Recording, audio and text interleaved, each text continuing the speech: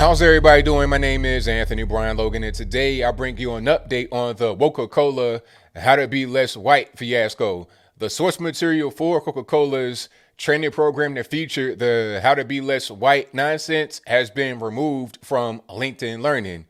Now, that's great. One down, thousands more to go, but I digress. I got to back up a little bit here to explain to you exactly what's happening. In case you didn't see my first video about this, or you just need a refresher in general, let's back up and talk about the whole thing from the top. Now, Coca-Cola had an internal training program for diversity and inclusion, and part of their training program included a third party's material, and the third party is Robin DiAngelo. She is the author of the book called White Fragility, very popular book that's made her a multimillionaire. I think she made $2 million just straight from the book, just from the book's proceeds. Not even talking about speaking engagements and other things, just from the book, $2 million from what I've been able to read. If I'm wrong about that, let me know in the comments below. But basically, Robin DiAngelo is a white woman who has become very wealthy off of racial grievance. That's crazy, right? Only in America. But anyway, she has or had courses on LinkedIn that were to be handed out to employers and just regular people. Anybody could access it if you had to, if you wanted to pay. And the whole thing was shielded as diversity and inclusion training, but really it's about being racist towards white people. Okay. So I did a video about it, and Karlin Borisenko was the first person to do a video about it and expose the whole situation. And as a result, LinkedIn has removed the training materials from the website. Matter of fact, I'm gonna prove it to you right here live on camera. I did my article about it on my website. Very short article. You can see the headline right here. They told their employees to be less white, and you see the list right there. But I provided some sources, as always, in my article, and that's it right there. That's the original LinkedIn Learning thing, and you can see what it says: Confronting Racism with Robin DiAngelo. That's the name of the course that Coca-Cola was able to use for their particular program. But when you click on the link, what happens? Oh, we're sorry. The course Confronting Racism with Robin DiAngelo has been retired. Okay, so it's gone. You can't go there anymore. Now, it was there when I did the video about 3 days ago. So why is it gone now? It's because we were able to shine a light on it and show how racist it is and how it does not have a place in the workplace. If you want to be racist or whatever on your own time, that's fine. But when you have it in the workplace, it's a problem. Now, Coke put out a statement, and we're going to just put it on the screen right quick so we can just kind of, unpack it, as a cool kid say. All right, that's it right there. If you can see it, let me zoom in a little bit. Let's zoom out a little bit because it's kind of far over. But anyway, Coca-Cola told Newsweek that the video and images are not part of the company's learning curriculum. Let's pause right there before we get any further. This is probably written by a lawyer, and the average normie may stop reading right there because they say, oh, well, that's not part of their curriculum. That's not Coca-Cola. That's fake news. No. Let's keep on reading, shall we? So we get to the bottom of it. Coca-Cola said it has a Better Together training initiative that includes access to the LinkedIn diversity lesson, but that it, quote, was not part of the company's curriculum. So basically, what they're saying is we did not develop that internally, but we allowed people to have access to a third party's thing that was already developed. You see what I'm saying?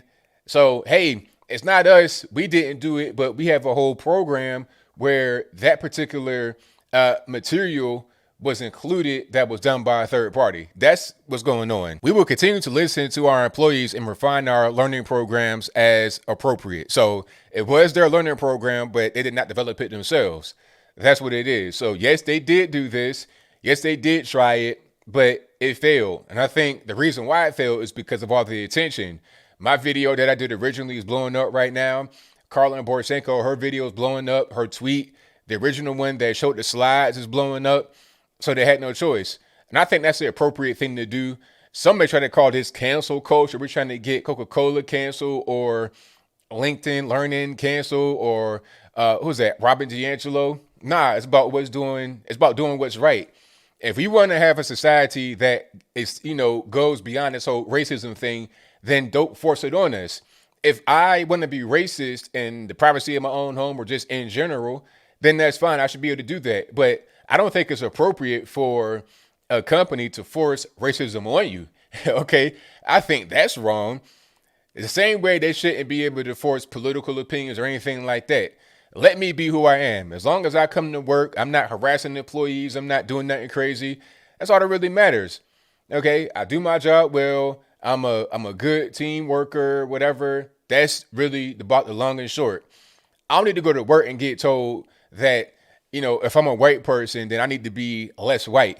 That's just completely racist. Robin DiAngelo is a racist. Like I said, she's become a multi-millionaire off of racial grievances as a whole white woman. Hilarious. It's all a game. Her and Tim Wise and Sean King, Richard Dolezal, all these people that are white that either pretend to be black or pretend to be woke and down with the cause, they're all just trying to get money at the end of the day, in my humble opinion. Either they're trying to get money, they have mental illness, or it's a combination of the two. pick a poison. Okay, but it's a hustle. You getting paid 20, 30, 100 grand for speaking engagements. You got your book out there. You got these learning things on LinkedIn. And the course was like, in order to access that particular course that was not there, but was there 3 days ago, you're talking like, I think it was like $30 a month or something crazy like that. And imagine if Coca-Cola leases it to use in their training program.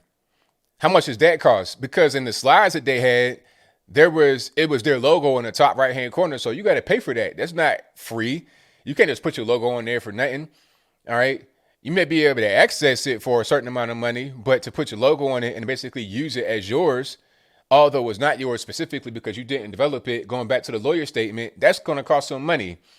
It's big money in the race hustle, race grievance industry. And as I close, I want to say this.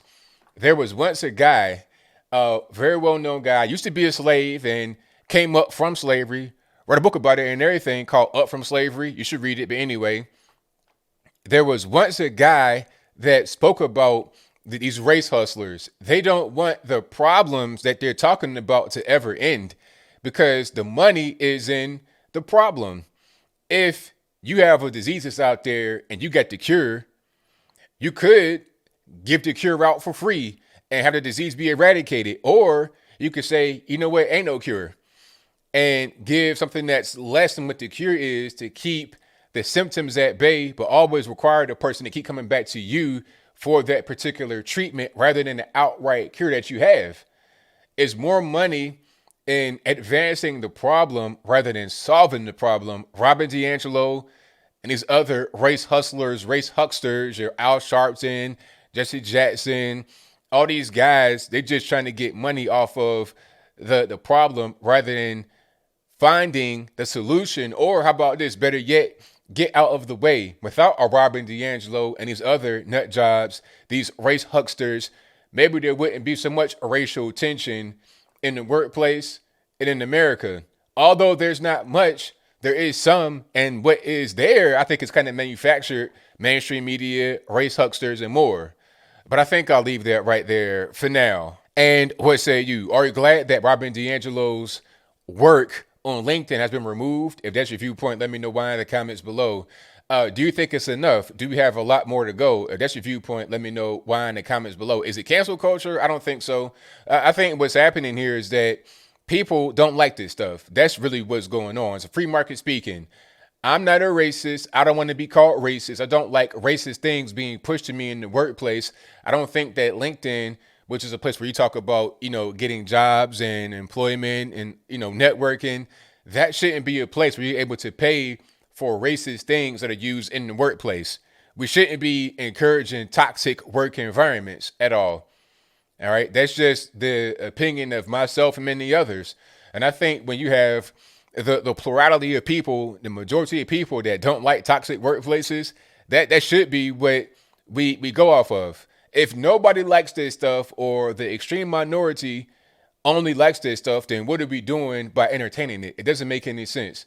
If 80% of the company's like, I don't like this, then why does the 20% have any kind of real standing power? All right. If you can get in trouble for doing something that violates someone's civil rights in the workplace, then why is Robin DiAngelo's quote unquote work exempt from that sphere of accountability? Beats me. But whatever your thoughts are, please let me know in the comments below. And that's all I got to say for this video. If you like what you heard, please comment, rate, share, and subscribe. Peace.